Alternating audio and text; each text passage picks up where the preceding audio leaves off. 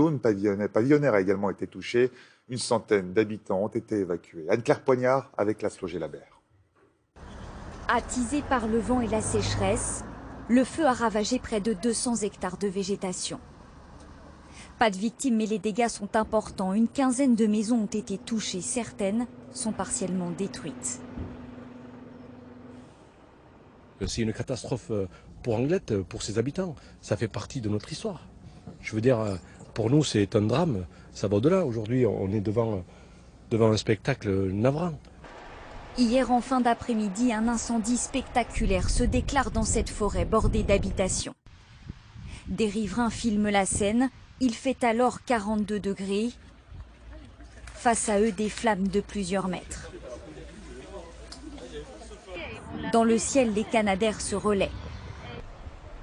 À la nuit tombée, alors que 150 pompiers tentent de venir à bout de l'incendie, les habitants évacuent. On a vu passer le colonne de feu derrière, là, c'était. Et la fumée, on a pris peur, quoi. Et là, on attend de savoir parce que là, on a l'impression que c'est à tout le monde que ça revient, et on ne sait pas, donc on attend. Vous évacuez, c'est ça? Ben oui, malheureusement. Vous devez partir, vous savez où vous allez ce soir? Comment? Vous savez où vous allez ce soir? Ben déjà, on va rester dans le coin, on va voir ce que ça va donner.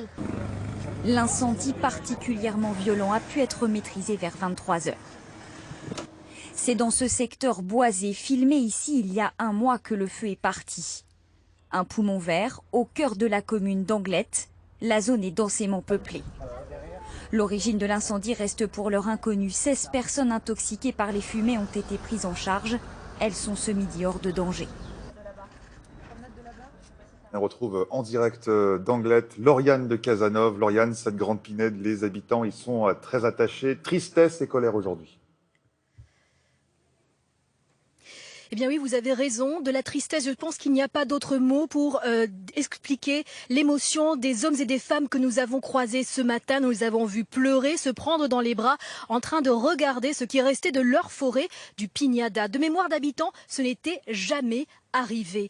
Et cette émotion s'étend bien au-delà d'Anglet. Hier soir, nous étions à Bayonne et là aussi, le temps s'était arrêté. Les gens étaient à leur balcon en train de regarder cet immense nuage de fumée noire qui s'élevait dans le ciel et obscurcissait tout.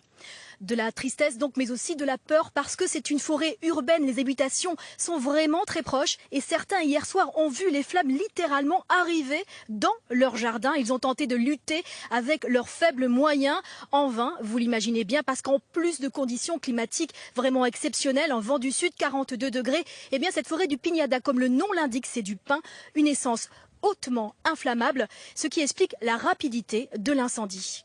Merci Lauriane pour toutes ces précisions. Un incendie nourri par la sécheresse et la chaleur, et il fait déjà très chaud à la mi-journée, comme ici à Nancy, où un musée a ouvert ses portes gratuitement pour que les gens puissent se mettre au frais.